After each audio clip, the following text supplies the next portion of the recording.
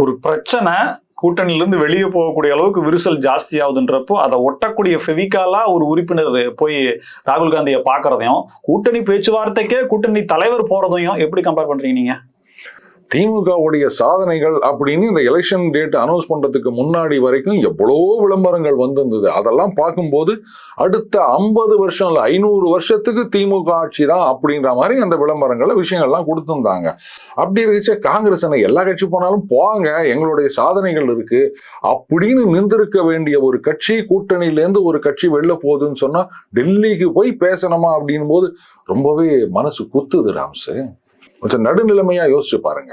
உங்களுடைய அந்த உள்ளம் அதிமுகவுக்கு மட்டும் துடிச்சா நல்லா இருக்காது, திமுகவுக்கும் கொஞ்சம் துடிக்கட்டும்.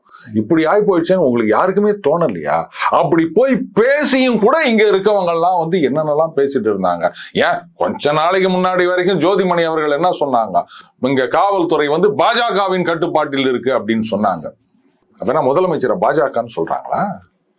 முதலமைச்சர் தானே அந்த போலீஸ் துறையை கையில் வச்சிருக்காரு. அப்புறம் காவல்துறை பாஜகவின் கட்டுப்பாட்டில் இருக்கின்றது அப்படின்னு சொன்னா நீங்க ஒரேடியா சாயெல்லாம் பூசல, முக்கி எடுத்துட்டீங்க. முதலமைச்சரே பாஜகன்ற மாதிரில நீங்க சொல்லியிருக்கீங்க. அப்ப இதெல்லாம் அவங்களுடைய பர்மிஷன் இல்லாமலாம் நடந்திருக்கும். கூட்டணியில வெளில போராட்டத்துக்காக நீங்க அங்க போய் பேசினாங்கன்னு சொல்றீங்களா? பேசின பிறகும் அவங்க இந்த மாதிரி ட்ரீட் பண்ணிருக்காங்கன்னு சொன்னா இதுல தமிழர்களுக்கு மிகப்பெரிய ஒரு இன்சல்ட்.